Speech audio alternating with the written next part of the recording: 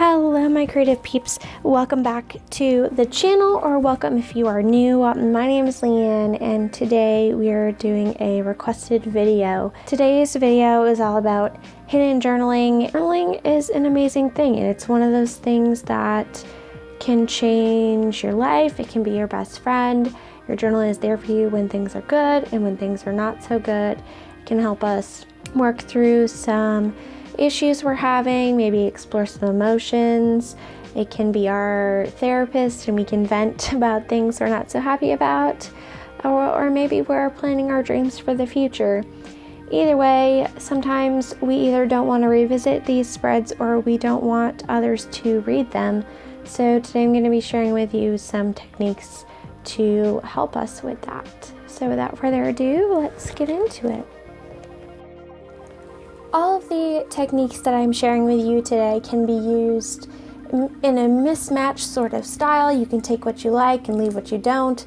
Take different parts of each technique and kind of mold them together. This is really a video to give you a bunch of ideas.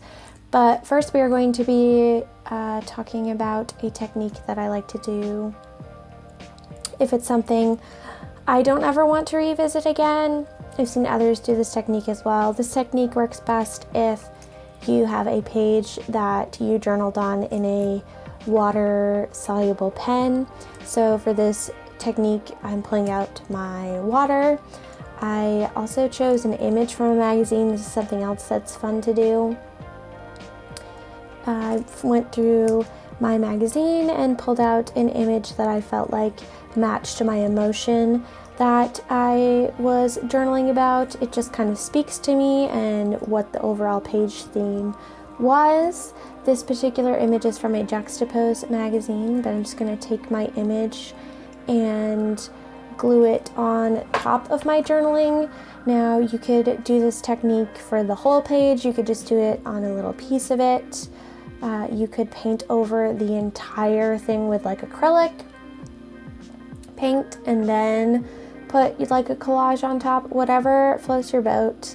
But I chose this girl here, and then I'm just taking my water and a paintbrush and I'm going to liquefy the journaling. I did leave a couple of the words. It adds some interest, and you can't really tell what the overall entry was about just by those few words, so kind of reminds you what was underneath, but not too much. So I'm just liquefying that, and then my pen didn't quite disappear all the way, so I'm going to pull out my watercolors and choose a color that kind of complements what I already have going on. So I'm going to pick this darker green color and just add it to the ink that I already liquefied, and that will cover up those kind of shadows of the writing that was there before.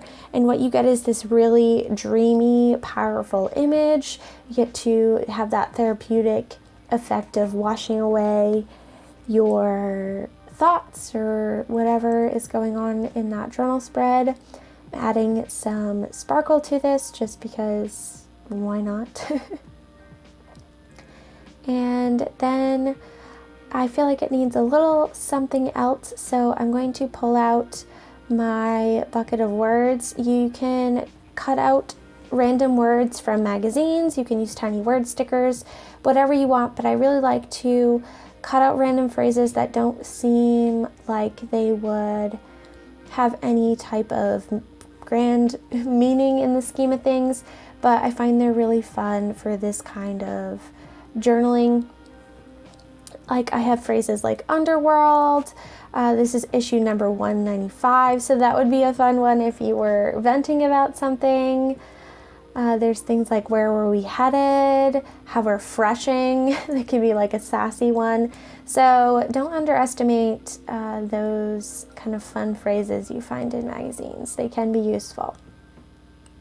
So I just chose to use the word underworld. It just kind of feels like she's rising up above, so she's coming out of the underworld.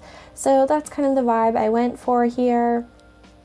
And then I'm going to take the pen that I journaled with to add a couple more details back in, like some stars.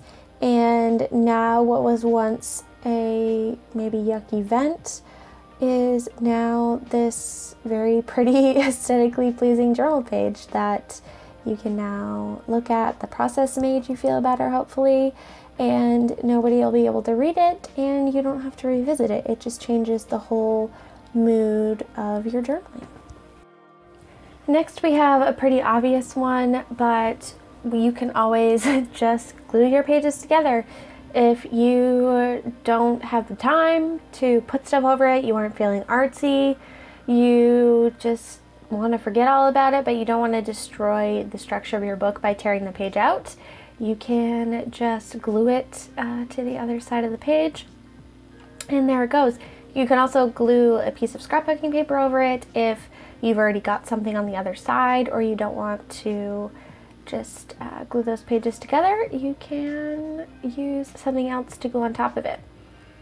Another technique that I like to do, we pretend there's journaling under here, is just take a journal card and kind of clip the journal card over my journaling. You can see I've used it here in this journal. It just helps kind of distract but still look pretty, so that if you have other people who are looking through your journal or you share your journal online, it just makes it so that it's something visual to look at and they can't really read what you wrote. Another fun thing to do in the similar vein of this, of covering it up but not permanently, of course, you can use a tip-in, something fun like this piece of vellum that I'm using here, which is a printable from my Patreon. You can just tip that in, and nobody will be able to read what's underneath, really, especially in a photograph. And you can have something pretty over it, but it's still under there for you to kind of look back on. You can do it from the top, you can do it from the middle, you can do it from the side or the bottom, whatever floats your boat. If you are new to tip-ins or you have trouble with tip-in mechanics, I do have a class all about tip-ins that's available on my Etsy shop as well as on Skillshare, which is linked below if that's something you're interested in.